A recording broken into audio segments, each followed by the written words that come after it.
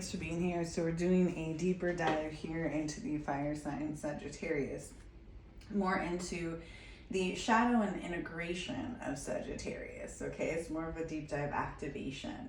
So if you've watched the public video, you already know Sagittarius energy is about truth, freedom, and expansion.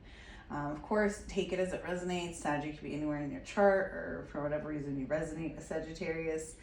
Traditionally, it is the sun sign that we're speaking of, but like I said, take it as it resonates, leave what doesn't, and always use your own discernment.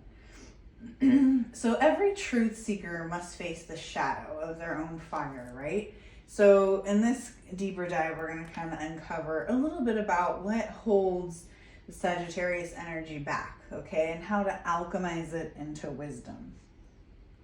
All right, so the Sagittarius kind of have this fear of being trapped, right? Physically, emotionally, spiritually, and can kind of lead to spiritual bypassing, you know, maybe using positivity or truth seeking, you know, to avoid feeling pain.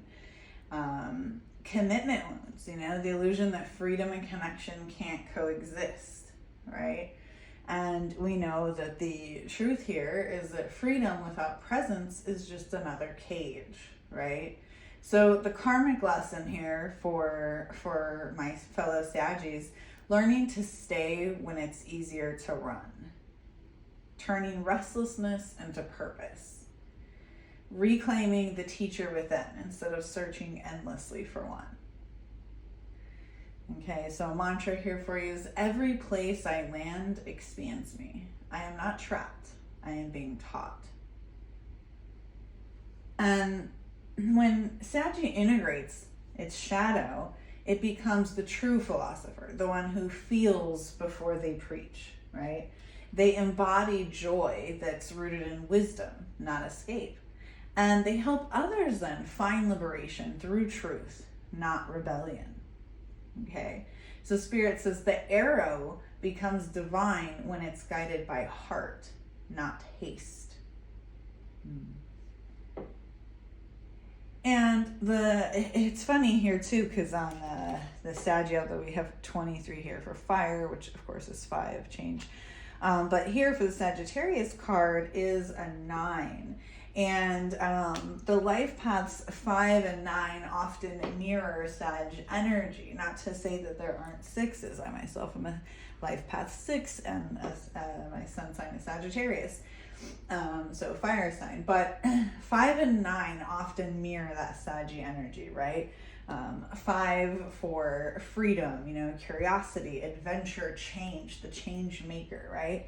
And 9, the humanitarian truth, right? Spiritual teachers, completion of cycles, right? 9 is the last before we get into double digits, right? So you may want to check out your life path numbers too.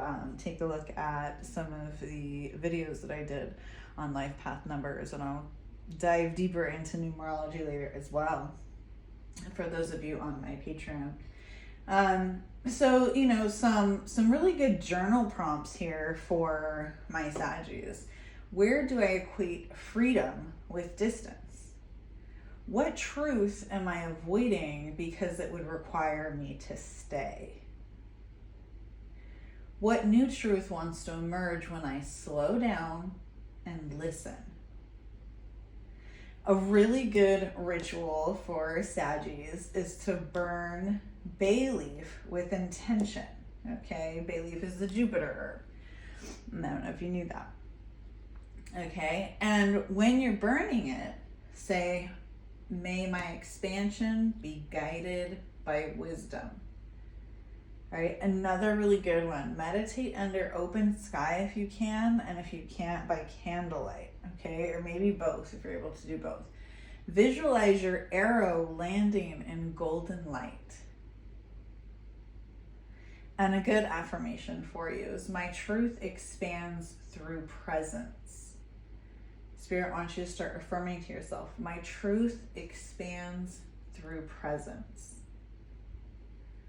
So remember, Sagittarius, your fire was never meant to destroy. It was meant to illuminate.